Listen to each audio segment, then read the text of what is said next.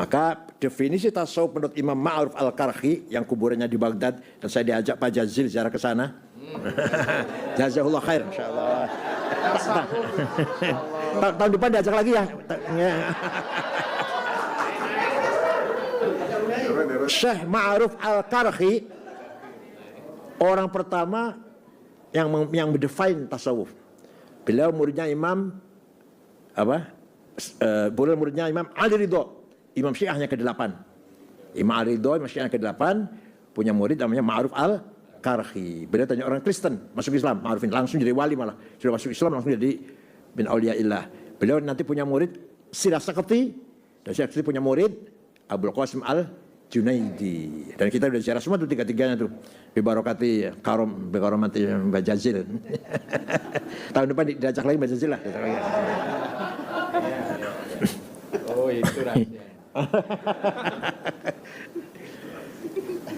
Kata Al-Karhi wafat tahun 200 Hijriah. Tasawuf itu adalah al-akhdhu bil haqa'iq wal ya'su mimma fi aidil khalaiq. Menggapai hakikat, berpaling dari kepalsuan. Padahal di dunia ini termasuk dalam PKB 99,9 palsu semuanya. Termasuk saya, dong saya juga. Padahal tasawuf itu mencari hakikat, mencari kebenaran. Dan hakul haqa'iq, puncaknya hakikat, the real of the real, realnya real, bahasa Inggris, realnya real, bahasa Inggris. Hakul haqa'iq, realnya real adalah al-wujudul mutlaq, al-mujarrad, an-nisab idhofat, the absolute one existence. Itulah Allah. Wah panjang bicara tasawuf, panjang ya, nggak cukup ini waktunya ini. Wa tahqiqur ridha 'anillah bil qanaa'ah wat tafwid.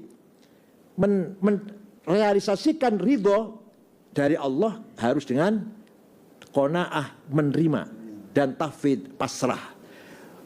Qanaa'ah itu menerima, bukan menerima nang cangkem betom, bukan. Betul-betul dalam hatinya juga menerima. Qanaa'ah.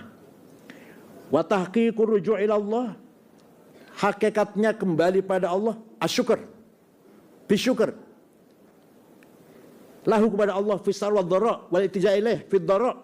Ketika dapat nikmat kita bersyukur, ketika dapat sarra, ketika dapat dharra kita berlindung pada Allah.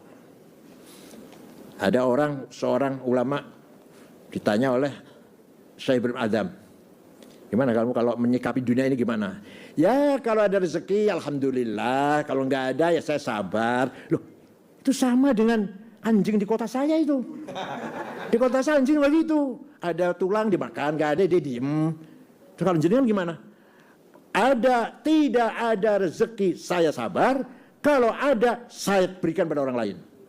Nah, itu baru kelas itu. Kalau ada saya syukur, nggak ada saya sabar. Persis anjing di pasar sama. Dikira hebat apa? Ngomong gitu dikira hebat dikira. Entah kalau ngomong gitu dikira hebat. Saya ini kalau ada alhamdulillah, nggak ada saya sabar. Oh, cukup anjing persis itu. Kalau mau beda anjing, tidak ada sabar, ada diberikan pada orang. Itu baru beda dengan anjing itu.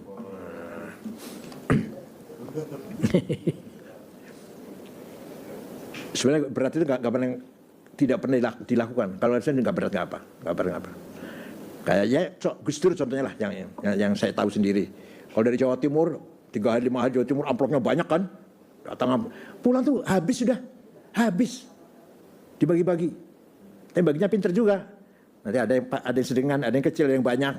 Nanti paling tinggal satu, bilang nyisal satu bawa pulang. Yang lainnya habis di kantor. Jadi kalau tidak ada sabar, kalau ada dibagi-bagi. Mudah-mudahan ketua umum begini seperti ini. Habis. Wa usuli dzalika kullih khamsah. Semua tadi itu harus berdasarkan 5 hal prinsipnya. Apa? Uluwul himmah, tingginya himmah.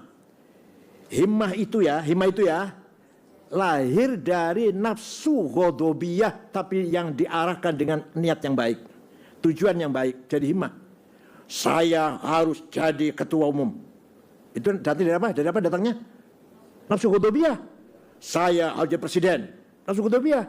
Tapi kalau niatnya baik, caranya baik, tujuannya baik, itulah himmah. Orang yang paling himmahnya besar Rasulullah SAW. Saya harus menang. Rasulullah itu. Saya nggak mau kalah. Tapi untuk Islam, untuk dirinya bukan. Muhammadun qaimun lillahi dhu himami. Muhammadun sadiqul aqwali wal kalimi. Bahasa Asy'ari, NU harus besar. Himmah itu. Datang dari Hudubiyah datangnya. Bung Karno, Indonesia harus merdeka. Himmah itu. Datang dari Hudubiyah. Hudubiyah yang dimanage dengan baik. Nafsu angkara murka, tapi dipoles dengan baik. Itu namanya himmah. Yang paling himmahnya besar Nabi Muhammad